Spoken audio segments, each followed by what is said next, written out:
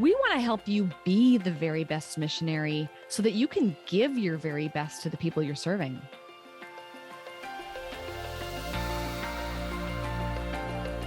What makes this podcast unique is it's done by missionaries for missionaries. How can we take timeless principles and apply them to our lives as missionaries? That's really our heart behind this.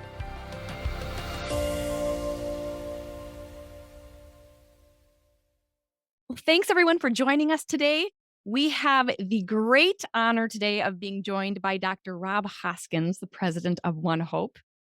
I know many of you have heard of the Bible app for kids put out by YouVersion, and that was really developed in partnership between OneHope and Life Church. And beyond that, OneHope is a global ministry committed to engaging every child in the world with God's word.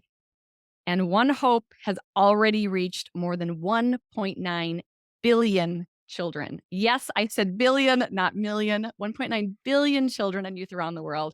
Those are real numbers, and that just blows my mind. Beyond that, Rob serves as a senior advisor to the World Evangelical Alliance and is on the strategic working group for the Slaton movement.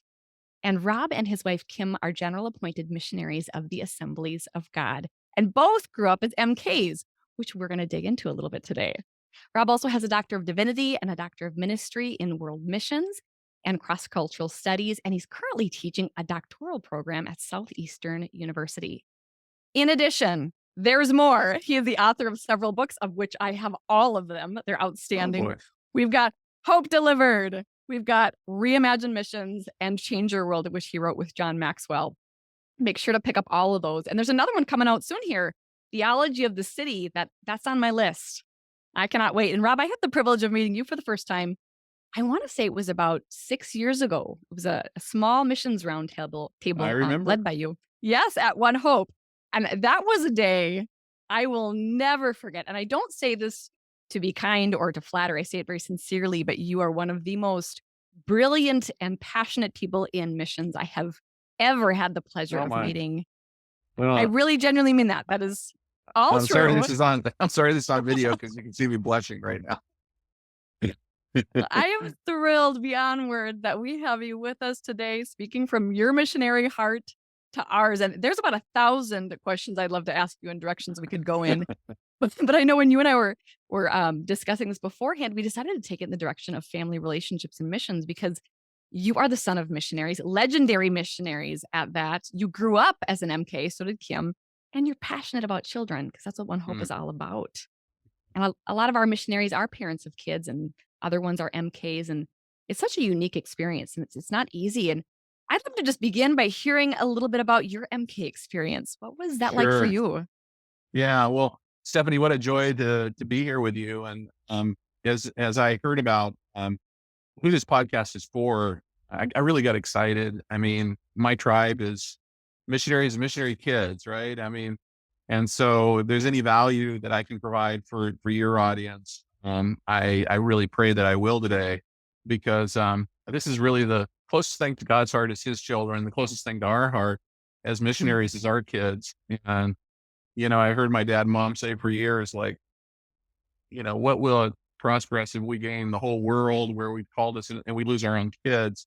And so this is probably the most intimate thing we could talk about today on this missionary podcast to this missionary family. And so I really want to say thank you, Stephanie, for giving me the honor and the trust to be able to talk about this most important and most valuable commodity responsibility of stewardship we have as missionaries as our own children. So thank you for that.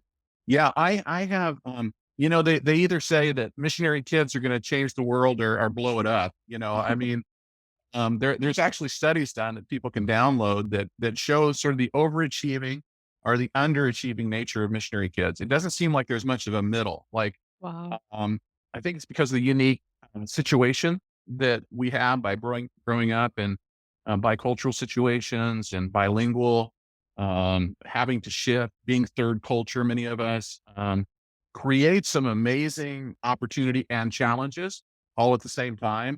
So the product of missionary kids is usually people that are really super high achievers, are people that have had horrible experiences, that have really gone through a lot of trauma because of their upbringing and what they experienced and in a negative or challenging way.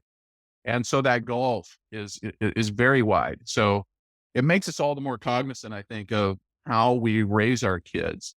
So I have to say, just as sort of I guess, um, just in full transparency, in my own family, we sort of experience both. Obviously, I'm in mission. My wife Kim is in mission. We've loved being missionary kids, but I have siblings who ran very hard away from the Lord and were prodigals for many, many years. And now, thank God, their relationship with Jesus has been restored, but not without some pain in our own family. So, whoever you are today, like even within a family, you have people that have responded super, super well. So, there's no sort of blueprint that says, this is the ideal way to raise a missionary kid. Because I know in my family, I would say, I thought my parents raised me ideally. And I just had such an amazing, wonderful missionary kids experience. But if you talk to my sibling, I think they would have a very different story to tell on this podcast Mhm. today. So just, I wasn't going to share this, but I think my dad would be fine with it. When my brother was really struggling with the Lord and very far away from Jesus, and he was living in Russia, he had this incredible gift and knack for language and business. And so, but he was really deeply in sin. And my dad was just carrying the weight of that. And he was talking to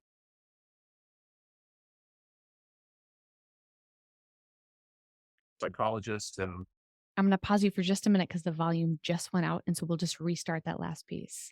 shoot, No worries. I think my AirPods just went out. Do you know what? The volume's actually quite good on your iPad, and I can add Okay. a little filter to it afterwards that Okay. will just fix it right up. Okay. So we're good. So I think that you Okay. had I'll go left back off and but start saying your telling the brother. story. Perfect. And so my dad was actually talking to a family friend of ours who was a preeminent psychologist and really pouring his heart out to him about questioning, um, did did did we do something wrong as missionary parents?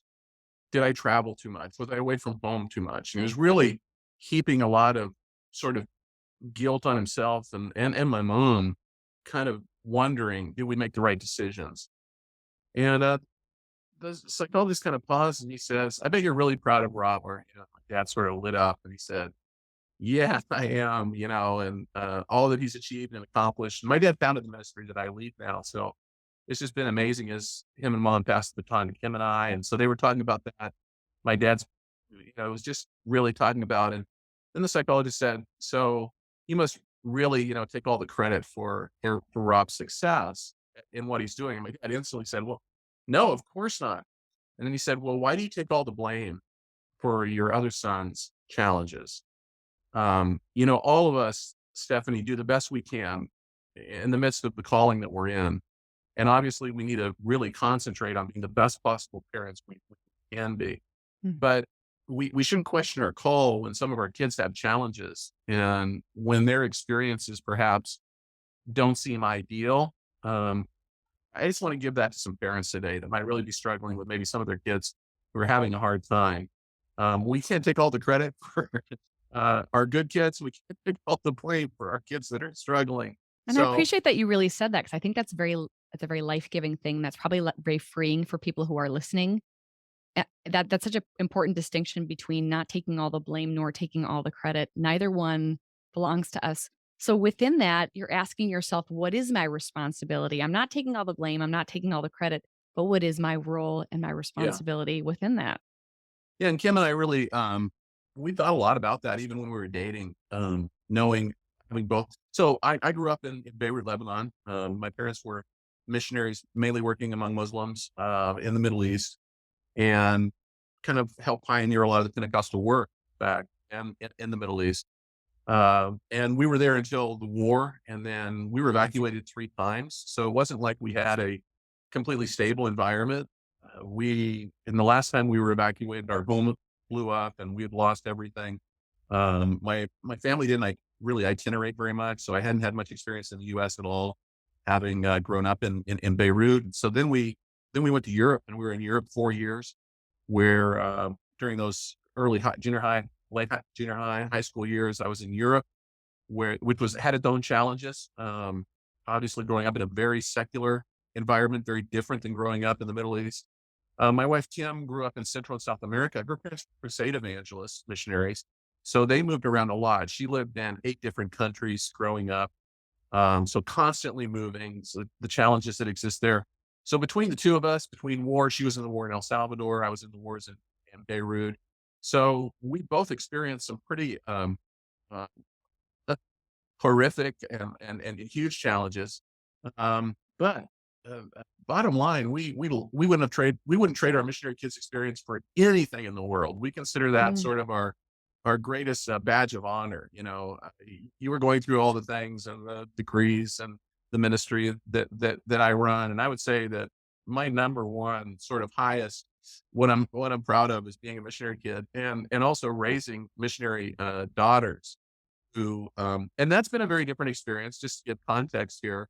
So both Kim and I, we were like, we're going to go to the mission field. We were actually headed to Ivory Coast, Cote d'Ivoire, where we were going to work among Muslim students at the university there. And I had a series of physical challenges. I actually was blind for 8 months, halted our missionary, we were ready to go to the field. That stopped. At the same time, my dad had this vision for what became OneHope. And I had moved back in with my in-laws because of my physical challenge, went through 5 eye surgeries that year. wow. And so we just started having to work stateside and started working with my dad and mom on this new vision they had for God's word every child. And 6 months became a year, became 2 years, became 3 years, now became 33 years where we've been and eventually mom and dad handing the baton to Kim and I to lead One Hope about 20 years ago. So we never dreamed that we would raise our children in the United States. We thought, of course, we're gonna, raise them somewhere in the world, and they're gonna be like us, and they're gonna grow up speaking several languages and loving culture. And they weren't. They were stateside-based missionaries, kids. So we had to be super intentional about having them being raised in the U.S., but us having a deep desire for them to have a missionary kid experience. So we had to be very intentional about that. But I think that same intentionality would have come whether we were on the field or whether we were based stateside. And if you don't think about the outcome you want to have for the lives of your kids and really place it as one of the highest priorities, sort of the raising of healthy missionary kids will fall by the wayside as you get involved in the work of ministry.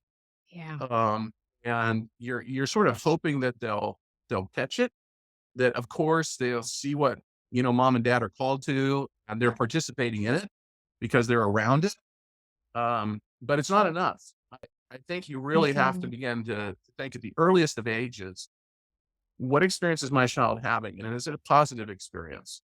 And am I mindful continuously of the uniqueness of raising a child as a missionary? And there are very unique challenges. Besides the cultural challenges that exist, there's the pressures that exist. They're not just missionary kids, they're preacher kids, and there's all kinds of pressures that come with being a PK. Um, and and then, of course, we see this moving from one culture to another and reentry culture shock, which I experienced when we moved from France to the United States when I was 16. I'd only lived in the United States for 1 year when we were itinerating 1 year. So I was really fish out of water coming Mhm. back in as a 16-year-old and doing 1 year of high school before I went into college and university, which wasn't a lot of time to reassimilate. So we have unique challenges and we have to be unique parents. We can't just say we're just going to raise our kids like everybody else because the context is different than everybody else. So got some bells chiming here. I hope that's okay. But, We're all um, good. Rob, you said two really maybe it's a interesting. dramatic pause because it's a wake up bell, right? We really need to wake up as parents and say, let's really plan and let's follow that plan. Mhm. And Kim and I did that with our girls, and I'm so grateful and thankful that we did. And I love what you said there. You mentioned two things. You mentioned setting outcome, so deciding what is it that we want our kids to experience. And then you mentioned evaluation, pausing and saying, hey, is this working? How are my kids doing? So, with you and Kim, what were some of the outcomes that you wanted your kids to have as MKs? Well, I think one thing that both Kim and I loved about our missionary kids experience was the proximity we had to our parents and our family and being integrated and involved so that it wasn't our parents are missionaries and we have to go with them, but it was we're a missionary family. Mhm. And us feeling both Kim and I like being a part of it from the very beginning and them sharing with us um, things that perhaps maybe some parents in other professions wouldn't have shared with their children because it wasn't essential or necessary.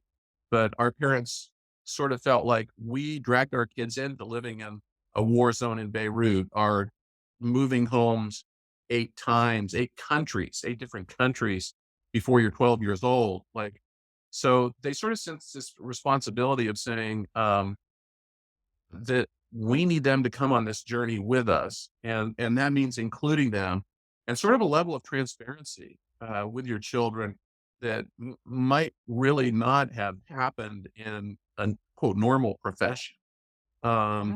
And I think that was really really important. And as Kim and I analyzed, what did we love about our missionaries kids experience is that integration of saying we are a missionary family and that we're in this together. And that means knowing when to draw the line. I remember our missionary board when we were going to go to Ivory Coast in Africa, and we were being interviewed by our denomination. Um, they actually said, "Well, for that part of West Africa, um, we want your kids to go to boarding school. We have a great boarding school out in West Africa."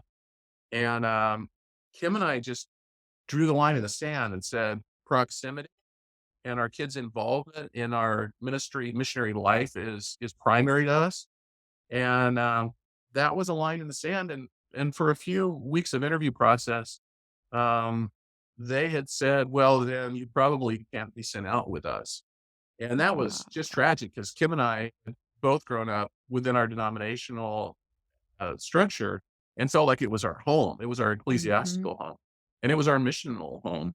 But that was something we weren't willing to give up on. And finally, they relented. And as I said earlier, because of my physical challenges, we never actually went to West Africa. But I'm glad that we sort of faced that challenge early on, even before we had kids. We hadn't even had a child yet. We were just about to have our first baby, but we had said, no, for us, I'm not saying boarding school is wrong. Mhm. I'm just saying as parents and as a family, we've got to figure out what's right for us and Absolutely. have those convictions and those values. I think we all know, we've heard the Druckerism, culture eats strategy for breakfast. I think though sometimes with missionaries, strategy eats culture. And we start Wow. really seeing that as we get in the heat of the battle of missionary work, and we're doing important work, right? We're there Mhm. saving people. We're there proclaiming Jesus to people who've never heard it before. We're establishing churches in places where they've never been established. We're building educational institutions where there's never been any theological education before. I mean, these are massive kingdom strategies. And we have that responsibility to say, I have a stewardship over these huge kingdom strategies. And if we're not careful, those strategies become a higher priority than our children. And Ooh. Jesus never intended. We don't serve a schizophrenic God who tells us bring up spiritually healthy kids and sacrifice them at the altar of the kingdom strategy. That is not Jesus' plan for any of our lives. So if Mhm. we're not intentional and we don't have those values firmly established within our home, within our family, and the decisions we're making as parents, kids are usually the ones that are going to suffer the consequences of that the most.